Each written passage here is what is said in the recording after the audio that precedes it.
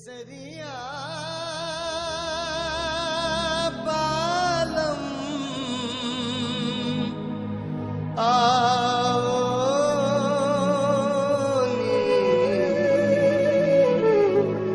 पधारोनी मारे देश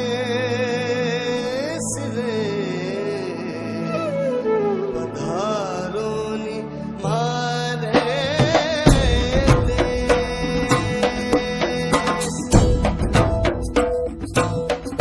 केसरिया बालम आओ पधारोनी मारे देश।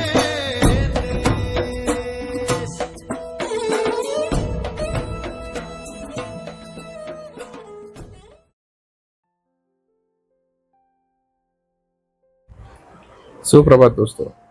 अब हम जोधपुर पहुंच चुके थे। आप सब देख सकते हो कि हमारी हालत थोड़ी गंभीर दिख रही है और इस गंभीरता का रीज़न था कि हमारा बस का ड्राइवर, जो ओवरनाइट हमारी जर्नी थी, वो बहुत हेक्टिक थी और थोड़ा सा हमारा वाद विवाद भी हो चुका था ड्राइवर के साथ। इस तरीके से हम 3:30-4 बजे पहुंचे तो सही, मगर होटल का चेकिंग हमारा 10 बजे था। तो हमें जो ये सब बीच का टाइम स्पेंड करना था, उसमें हम सोच रहे थे कि क्या करें क्या ना करें। तो सबसे पहले हम फ्रेश वगैरह हो गए, मुंह पे पानी वगैरह मार के, और इधर थोड़ा चाय पी के थोड़ा फ्रेश फील किया। और उसके बाद में हमने होटल वाले से कांटेक्ट बनाया। उसने बोला था कि सर आप आ जाइए, वेटिंग लॉज में थोड़ा सा इंतज़ार कीजिए और हम 10 बजे आपको रूम दे देंगे। तो इस तरीके से हमने थोड़ा टाइम इधर स्पेंड किया और उसके बाद हम ऑटो वगैरह ढूंढ के हमारे होटल की तरफ रुक कर लिया। तो थोड़ी देर में हमने ऑटो बुक करके 5 और 4 का स्प्लिट करके 2 ऑटो में हम सब निकल गए। जाते हुए समय हम देख पा रहे थे कि एज कम्पेयर टू जयपुर और जो उदयपुर, जोधपुर में थोड़ी ज़्यादा गंदगी थी। वैसे यहाँ पे पाइपलाइन फूटी हुई थी, तो उस कारण से रास्ते पे पूरा पानी आ चुका था।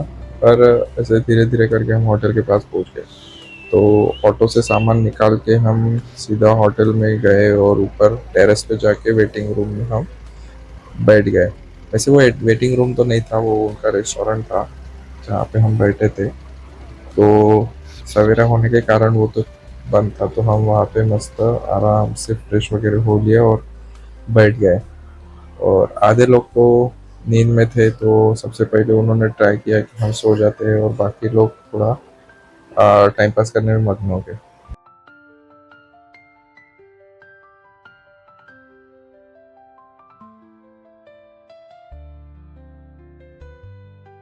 पहले कुछ देर तक मैंने और अर्पित ने वैसे सिक्योरिटी गार्ड का जिम्मा संभाला हुआ था, तो हम दोनों ही जगे हुए थे। तो मैंने इन सबको वैसे शूट कर लिया था, लेकिन धीमे धीमे इन सबको देख के मुझे भी नींद आने लग गई। तो थोड़ा देर होल्ड करने के बाद मेरे से भी रहा नहीं गया और मैं भी ढिशक्या हो गया। तो जैसे ही मैं सो गया, तो मेरी जो साथी है उसने मुझे भी कैमरे में कैद कर लिया, और एज अ प्रूफ उसने बताया कि भाई ये जगह नहीं था, ये भी सो गया था। तो इस तरीके से हमने ऑलमोस्ट 2 से 3 घंटे तक आराम से नींद ली, और फिर सवेरे होने वाला था तो सब ऑलमोस्ट जग गए। हम वैसे नीचे गए और ट्राई किया कि होटल वाले से कहे कि जल्दी से जल्दी अगर हमें रूम मिल जाए तो बहुत अच्छा होगा। लेकिन वो भी बोला कि भाई जब तक मेहमान खाली नहीं करेंगे तो हम आपको रूम नहीं दे पाएंगे। तो रूम मिलने तक तो हमें ऑलमोस्ट 10 बज गए। तो 10 बजे तक हमने ऊपर ही ब्रेकफास्ट वगैरह करने का सोच लिया, और ब्रेकफास्ट वगैरह करके फिर हमें जब रूम्स की कीज़ मिली तो हम सब लोग गए और फटाफट रेडी होने के लिए चालू हो गए।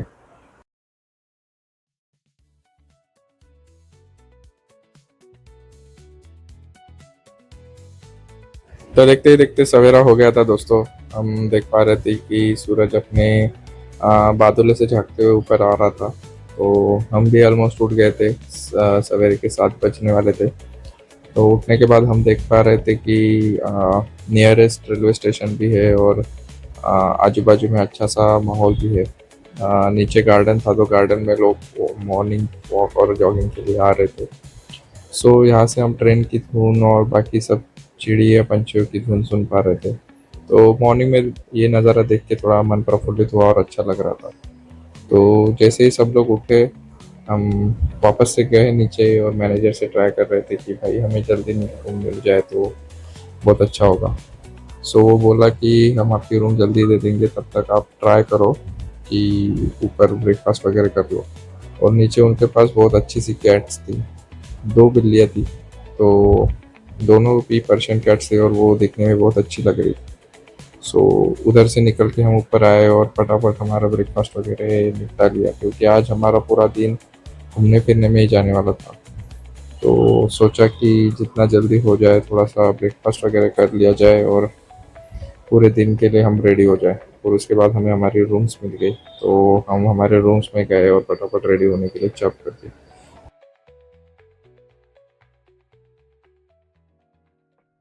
तो जैसे दोस्तों बताया था कि आज हम पूरा जोधपुर एक्सप्लोर करने वाले थे, तो आज हमारा दिन शुरू होने वाला था मेहरानगढ़ जैसे बड़े से फोर्ट से, और उसके बाद अब देखने वाले थे जयसवंत थाड़ा। सो जयसवंत थाड़ा देखने के बाद हम जाने वाले थे तुर्जी का झालरा, और तुर्जी के झालरे के बाजू में थी ब्लू सिटी। सो जोधपुर की सबसे फेमस है ब्लू सिटी थी, जो हमें आज देखती थी, और हम ब्लू सिटी देख के आज हमारा दिन एंड करने वाले थे। तो ये सब जो हमारा प्लान था, जो हम ट्राई कर रहे थे कि जितना अच्छे से हो सके हम इसे एग्जीक्यूट करें, और इसी प्लान के साथ हम सब लोग फटाफट रेडी हो गए और हमारे रूम से बाहर निकल के हमारे जर्नी के लिए शुरू हो गए।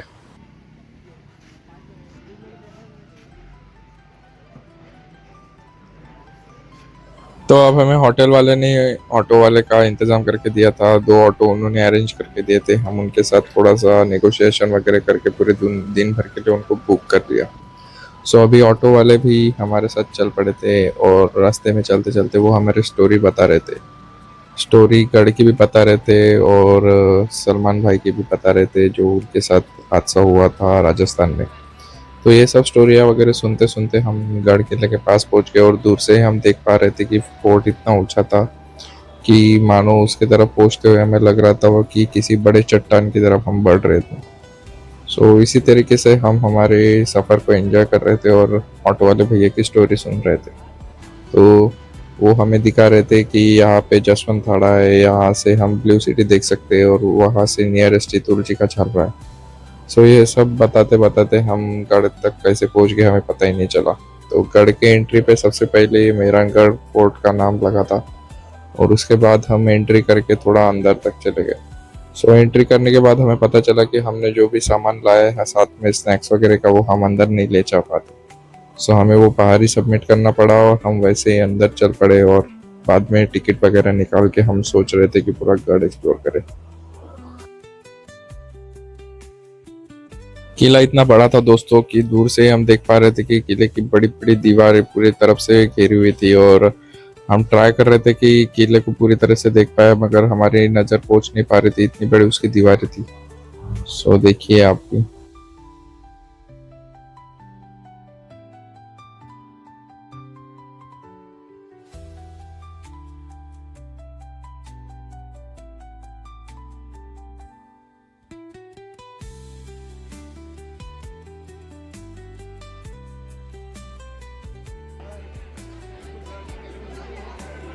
तो दोस्तों ऐसे हम टिकट काउंटर तक पहुंचे और देखे तो क्या दिन दिन जैसे यहाँ पे भी उतनी ही भीड़ थी, जैसे मानो हर लोग राजस्थान घूमने के लिए आए हो। तो जैसे तैसे टिकट निकाल के हम सामने बढ़े, तो हमने ये डमी पीस देखा जिसमें पूरे गढ़ का पूरा एरिया दिया हुआ था कि गढ़ किला कैसे फैला हुआ है। और हम जान पा रहे थे, जैसे वहाँ के लोकल गाइडर बता रहे थे, कि ये गढ़ ऑलमोस्ट 1200 एकड़ में फैला हुआ है।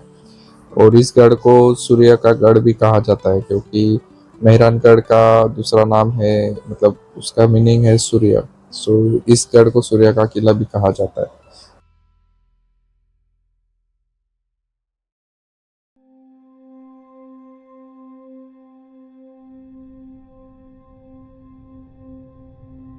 और कहते हैं दोस्तों कि मेहरानगढ़ दुर्ग के निर्माण के समय एक व्यक्ति की स्वैच्छिक बलि चाहिए थी, जिसके लिए राजा राम मेघवाल ने स्वैच्छिक बलि दी थी। सो ये भी हो सकता है कि आज उन्हीं की वजह से ये गढ़ इतना टिका हुआ है।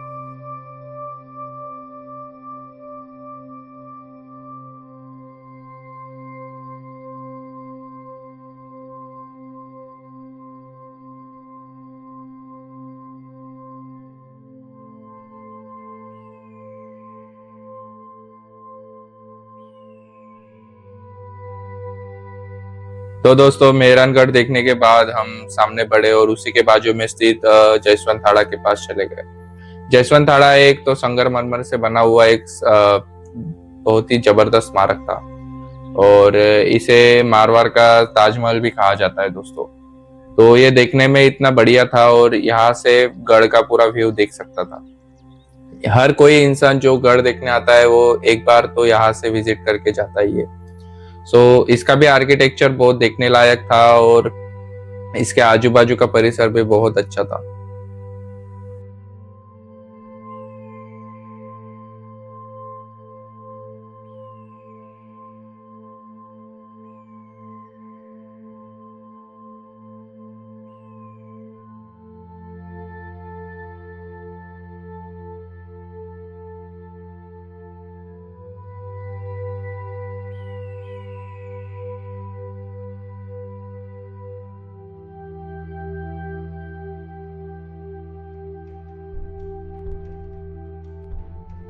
दूर से देखो तो दोस्तों ये किसी हवेली से कम नहीं दिखता और उसके नजदीक जाओ तो ये मंदिर के बराबर भी दिखता है। यहाँ पे बैठ के हमने बहुत सारे अच्छे अच्छे फोटोज भी निकाले और इसका आनंद भी लिया।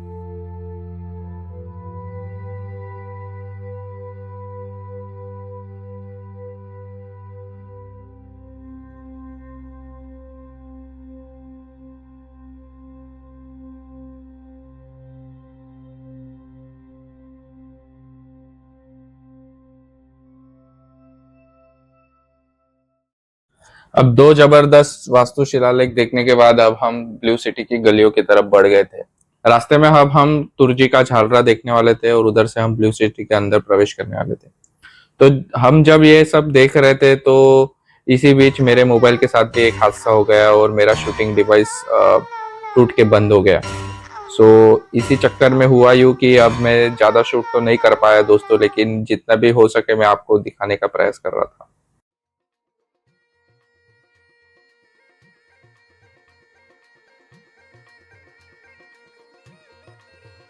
ब्लू सिटी की गलियों से जाते हुए दोस्तों ये हमें लगा था तुर्जी का झालरा। ये आर्किटेक्चर मार्वल का एक से बढ़ के एक नमूना था दोस्तों। वैसे ये 17वीं सदी में बंधा हुआ था, लेकिन डे बाय डे इसको पूरा डंप यार्ड बन गया था। लेकिन 2010 में इस पे पूरा रिस्टोरेशन एक्टिविटी चली और पूरा इसको रिस्टोर किया गया और ये अभी इतना जबरदस्त है दोस्तों कि आप यहाँ पे जब जाओगे तो आप देख पाओगे कि कितना कितना क्लीन वाटर है और वो वाटर के अंदर जो मछलियां वगैरह है वो भी आप बहुत अच्छे से क्लीन तरीके से देख पाओगे। और बैठे बैठे यहाँ पे आपका आधा एक घंटा जाएगा तो आपको पता भी नहीं चलेगा, इतना जबरदस्त ये आर्किटेक्ट।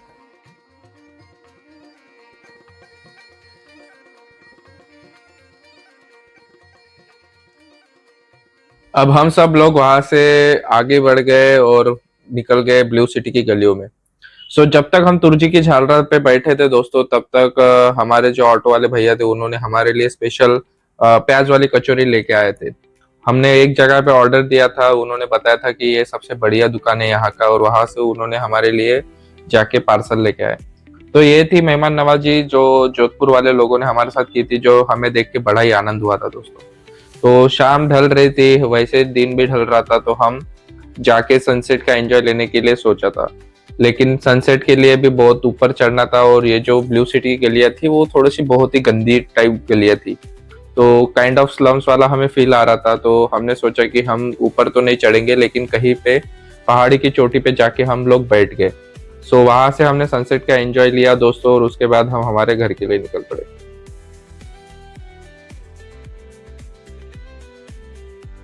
ऐसा जबरदस्त नज़ारा देख के आज हमने हमारी ट्रिप एंड की थी दोस्तों। जब हम सनसेट देख के वापस जा रहे थे तो हमें रास्ते से ये वाला व्यू दिख रहा था जो फोर्ट का था और उस पर जो लगी हुई लाइटिंग्स थी, तो देख के मन बहुत प्रफुल्लित हो रहा था और हमारा ट्रिप एंड होने का दुख भी हमें हो रहा था। ऐसे ही हम हमारे होटल तक पहुंच गए और बाद में हमने हमारा सामान वगैरह पैक करके हमें हमारी ट्रेन पकड़नी थी। यहाँ हमारा जर्नी खत्म होता है और बाद में हम हमारे ट्रेन के लिए निकल पड़े। जस्ट बिकॉज दोस्तों मेरा शूटिंग डिवाइस ब्रेक हो चुका था तो मैं ज़्यादा कुछ शूट कर पाया नहीं उसके बाद में। लेकिन रात भर हमने ट्रेन में वही डिस्कस किया कि कितना अच्छा हमारा जर्नी था और कितनी सारी मेमोरीज हमने शेयर की। सब लोगों का यही कहना था कि जल्दी हम अपनी नई टूर ऑर्गेनाइज करेंगे और उसके साथ हम हमारे नए सफ़र के लिए चल पड़ेंगे। सो दोस्तों, तब तक के लिए हम अलविदा लेते हैं आपसे और मिलते हैं हमारे नेक्स्ट ट्रिप में। चलो, बाय बाय।